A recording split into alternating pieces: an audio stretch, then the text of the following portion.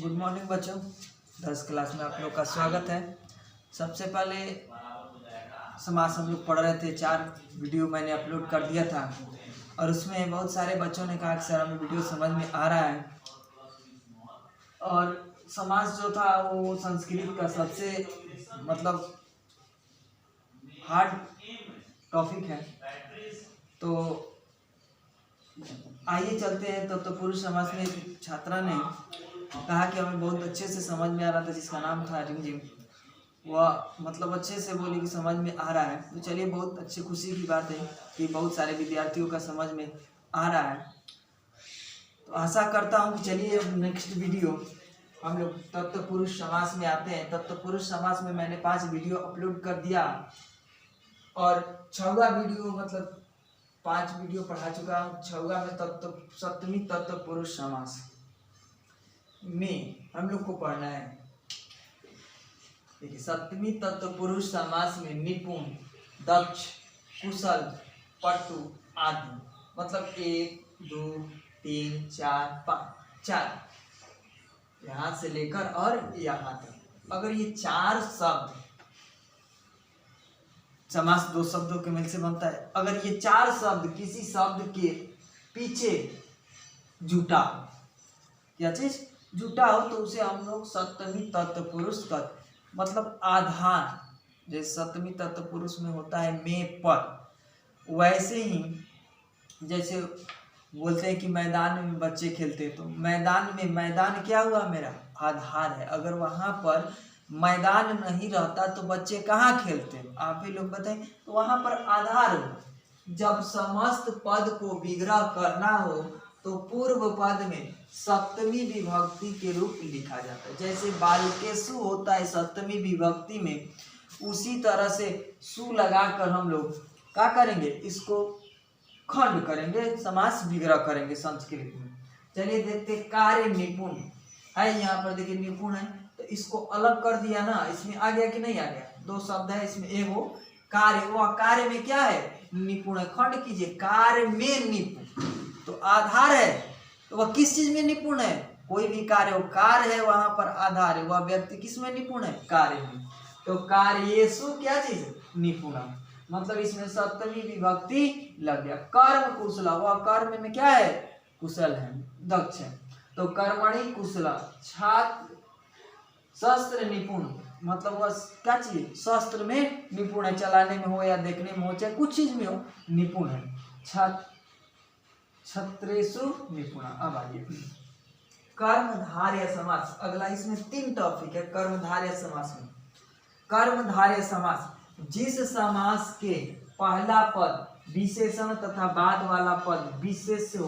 पहला पद क्या चीज, विशेषण, और दूसरा पद विशेष हो, उसे कर्मधारय समास कहते हैं। चलिए, जब समस्त पद को विग्रह करना हो तो दोनों पद में एक समान रूप लिखा जाता है। विशेषण और विशेष, विशेषण जिसकी विशेषता बताई जाए, और विशेष जिसके बारे में कहा जाए। जैसे महाकवि, कवि में भी वो कैसे कवि हैं, महान कवि हैं। अगर उसको विग्रह करना हो तो सिंपल उसको प्रथमा विभक्ति, द्वितीय विभक्ति, तृतीय कोई भी विभक्ति में लिखना होगा तो उसको एक जैसे विभक्ति में लिखना होगा। दोनों शब्दों को किस चीज में, दोनों को एक विभक्ति में। जैसे लिखा हुआ है महाकवि, कवियों में वह कैसे, महान कवि, तो महान कवि लिखा गया कि नहीं। महापुरुष, पुरुषों में भी कैसे, महान पुरुष, तो महान पुरुष। दोनों को एक विभक्ति में लिखे, प्रथमा विभक्ति में। यहाँ पर छूट गया भी सर, ठीक। दोनों को क्या करेंगे, प्रथमा विभक्ति में। अगर नहीं आ रहा है तो प्रथमा विभक्ति पर ही मारकर क्या करेंगे, आगे बढ़ जाएंगे।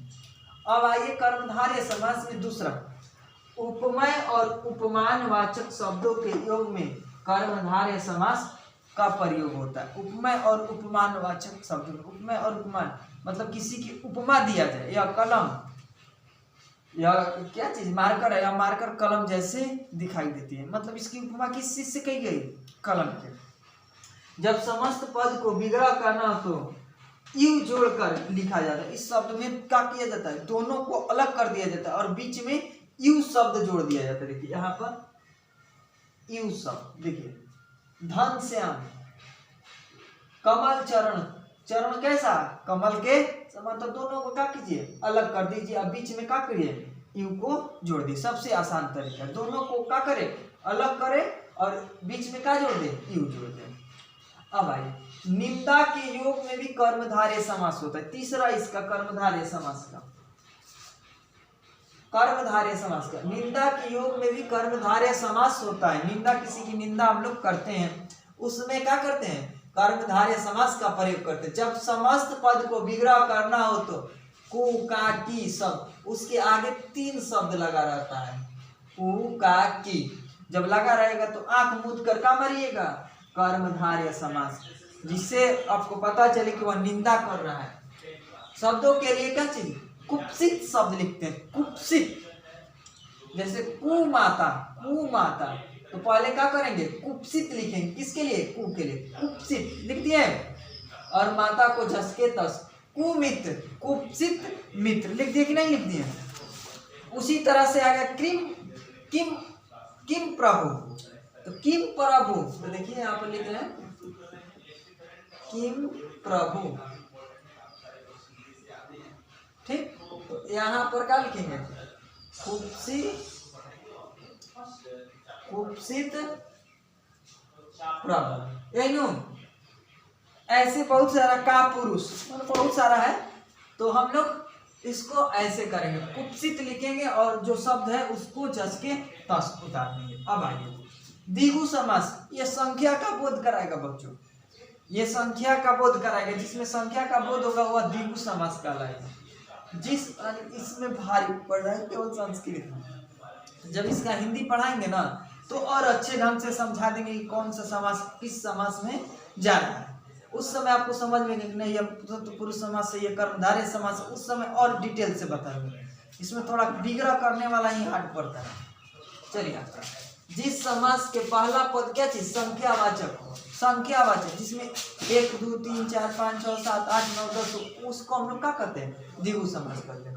द्विगु समास जब समस्त पद को क्या करना हो विग्रह करना हो, क्या करना हो विग्रह करना हो, तो दोनों पद में षष्ठी बहुवचन क्या चीज षष्ठी बहुवचन के रूप लिखते हैं। अंत में समा, ये संख्या के लिए लिखते हैं। जैसे बालका नाम, तो उसी तरह से जैसे बालका नाम षष्ठी बहुवचन में आता है तो उसे त्रिभुज, त्रिभुज में 3 को संख्या का बोध कर रहा है, तो त्रयाणाम भुजानाम, अंत में क्या चीज समा, दोनों पद को क्या कर दिए निकाल दिए, अलग अलग कर दिए, षष्ठी बहुवचन।